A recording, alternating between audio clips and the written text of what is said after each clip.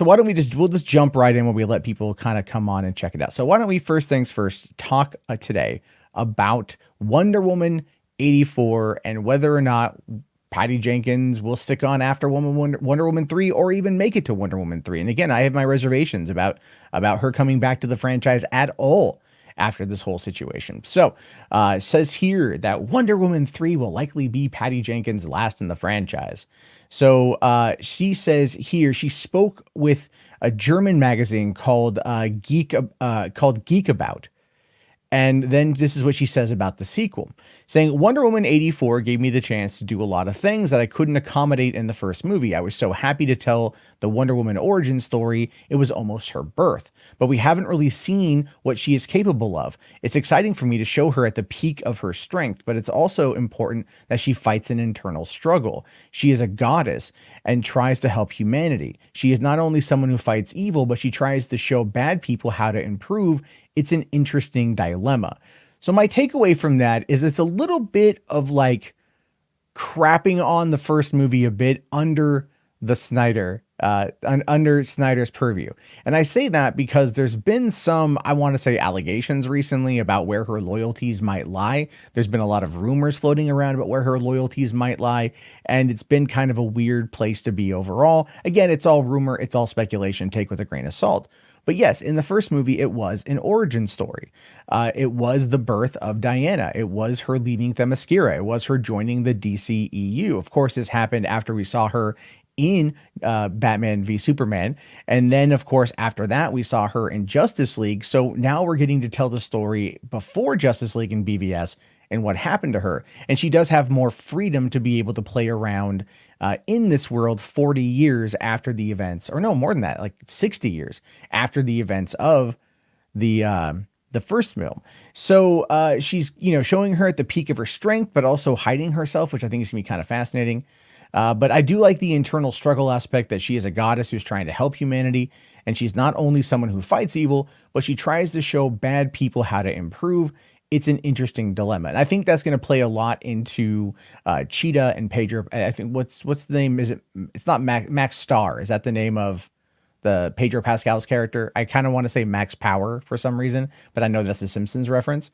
So it's, it's going to be interesting. But she says here, the next one will probably be my last Wonder Woman movie. So I have put everything I want to show there. We have to think carefully. And then this is their own speculation, but from the sound of things, Wonder Woman 3 could be the character's biggest adventure yet. And that's possible if we even get a Wonder Woman 3. And it all really does depend on how well Wonder Woman does. So Wonder Woman back in 2017 did well. I think it did over $700 million. It didn't cross the billion. Spider-Man Homecoming, I believe, made more money during that summer. And that might have been its tie-in with, with Civil War and then the upcoming Infinity War and everything else. So it didn't do as much as it could have. It still outperformed Justice League, which quite frankly, I think a lot of things could outperform Justice League in the end. And with this COVID situation, Warner Brothers is deathly afraid of releasing Wonder Woman 84 at the wrong time because they don't want to lose out. They want to be able to drop it when it's at a time where people are going to flock to the movies to go and see this because they want to maximize the revenue. And so if they're not able to do that, then the movie's going to be delayed, and that only then further delays Wonder Woman 3, which at some point in time, Patty Jenkins' contract could expire, or they might just decide to go another direction. And I think they might decide to go another direction because of where we find ourselves with the Snyder Cut. Because look at this here. Okay. So it says here, although we may be skipping over decades of Wonder Woman's life in Wonder Woman 84, the character certainly hasn't been idle. And this is what Gal Gadot had said. She says, the first movie was coming of age. It was Diana becoming Wonder Woman. She was very naive and didn't understand the complexities of life, a fish out of water.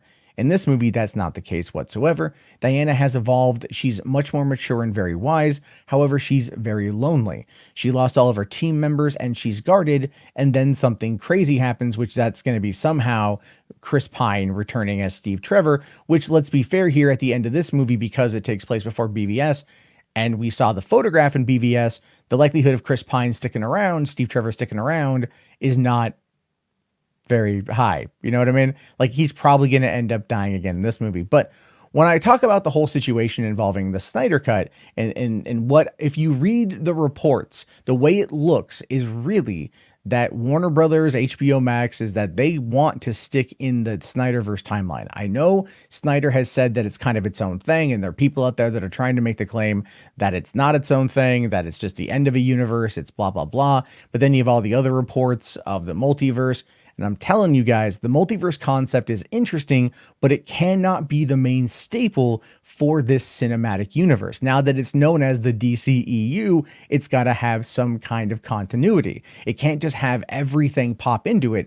And I think that is something that they might be working on for whatever comes next. Because beforehand, when we were getting into the development or into the filming production of Wonder Woman, that was under Geoff Johns and Jon Berg. They had their vision. Patty was working on a movie that, Zack had put together. But from there, things did shift around. And everything I've seen at this point makes me believe that Warner's, HBO Max and WarnerMedia are starting to kind of move back towards what Snyder was doing. It just feels like they're trying to really kind of play more of that up. And I think that it's entirely possible that they might go a different direction with Patty Jenkins for the third film if they are wanting to keep it in the continuity with Snyder. That's a weird, it's a speculation statement. I completely understand that. It's a speculation statement, but that is right now how I kind of view it. Because when you think about the concept of them going forward with Snyder, with them focusing on that one, Patty Jenkins, I don't really think at this point falls in line with that. Like if I had to speculate, if Zack is kind of cleaning house right now, like think about it like this whole Ray Fisher situation with Joss Whedon, Geoff Johns, and Jon Berg didn't just come out of nowhere. We know that Gal Gadot has been very, very, very supportive of the Snyder Cut. She's very happy the Snyder Cut is coming. She loves Zack Snyder. She loved working with Zack Snyder. Patty Jenkins, on the other hand, has not been pro Snyder Cut. Patty Jenkins hasn't been not at all. She hasn't tweeted anything about it. She hasn't talked about it. She gave kind of a dismissal answer in that Brazil interview from last year with Gal Gadot. I mean, there's a lot there that if you look at, Patty Jenkins doesn't kind of care about this, probably because she thinks it doesn't interfere with her universe. But that can easily be shifted back into the Snyderverse. And my personal take on it is, yes, it should be shifted back into the Snyderverse because that's where it began and that's where it should stay. Any other kind of multiverse nonsense to me is just that. It's absolute nonsense and BS. And I'm kind of done with it. And if it's true that Snyder has like the support of WarnerMedia, and like I talked about yesterday with the Ray Fisher and Ellen DeGeneres situation, WarnerMedia at this point is very interested in cleaning house. And so if they're looking to see who's loyal, and we've got Miss Jenkins over here not loyal to Snyder, which again, you wouldn't invest $70 million into this movie to come to HBO Max unless you were planning on continuing with it or continuing with something. And it's entirely possible that Jenkins herself will be exiting the project or exiting the series. And I honestly think that could be a reality. Now, could I be wrong? Oh yeah, dude, 100%. But looking at what I've seen and kind of putting the pieces together, it would make a fair amount of sense for Patty Jenkins to exit after this, not only because of loyalty to Zack Snyder and how she kind of seemed to back Geoff Johns and Jon Berg, but then again, with COVID, it's going to shut down a lot of productions. Gal Gadot herself is pretty busy and contracts could expire. Warner's could just decide to go another way. And quite frankly, anything could really happen on this one. So that is what I think about this. As always, I do want to hear what you guys have to think about this, because I have a feeling it's going to be very, very spirited debate, so let's see here. Like Narbacular says, I don't think she's anti-Snyder. I think she might be, man. I do. I think she might be. Let's see here. Guessed her leaving Wonder Woman. I think 84 would be good. Thing with films is if you look at a film you've made for too long, no matter how good, it'll start to look terrible to you. Yeah, that's 100%. Let's see here. All right. Will Patty Jenkins direct Wonder Woman 3? Well, she says she's going to leave after Wonder Woman 3, but I don't know if that's going to happen.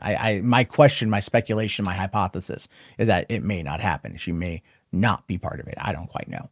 Let's see. Chubby here says, I hope you're right. Look, I have nothing against her personally. I think she's an okay director. I don't think she's anything spectacular. I liked Wonder Woman quite a bit. I loved the No Man Land scene. I thought the action was pretty cool, but it felt very Snyder to me, which is why I like it. And I like Snyder movies quite a bit, and I like Snyder's action quite a bit. If Wonder Woman 84 fails to wow me in any of those departments, and I'm an easily entertained individual, then I would be okay with her actually like not doing Wonder Woman 3. I think it would be better to go a different direction, to have it tie into the Snyder Cut, have it tie into Man of Steel 2, have it tie into Batfleck movie. That is the world I want. That is what I want. I don't care about the multiverse. I thematically, theatrically, cinematically, it makes no sense to do. You can do it on TV, right? But doing it like for movies, it doesn't make a lot of sense. And I think if Warner Brothers and WarnerMedia at this point are smart, they're really looking at what did well, and they're really realizing that if they stuck with the plan, which it feels like they're going back to, then things could possibly change. But we do know that Deborah Snyder said that she is working with another director. Stone Quarry is working with another director, Zack Snyder, Deborah Snyder, their production company, for something DCEU related. It could be The Flash. It could be Wonder Woman 3. It could be Cyborg. We don't know yet. Hopefully DC fandom will let us know here pretty soon. I think that'd be pretty interesting. Okay, well, who could direct the Amazonian series? Yeah, the Amazonian series, I think she could do. I think she could do that because she's done TV. Okay, Chris here says, but the Grace Randolph interview, Snyder has said that he's really excited for Wonder Woman 84 and what Patty has done. Yeah, but he's excited also for like Matt Reeves, the Batman, right? Like it's PR, okay? Like he's not going to come out and crap on it. And it's probably fun. He is a producer, but to what capacity is he a producer? To give you guys a quick story on that one, like go back to the animated movie 9 from 2009. Tim Burton's name is on that damn thing, right? Like from Tim Burton or whatever. And people think Tim Burton directed it. He didn't. He was the exec producer. And by his own words, by his own admission at Comic-Con that year, he ended up just making, his own words were, I just made a couple phone calls and helped make it happen. And I got my executive producer credit. That was it. Right. So the question then becomes, how involved in Wonder Woman 84 was Zack Snyder? How involved in Wonder Woman 84 was Geoff Johns and Jon Berg? And how involved was Walter Hamada, who, by the way, just as before I end the segment, let me just pose this question out to you guys.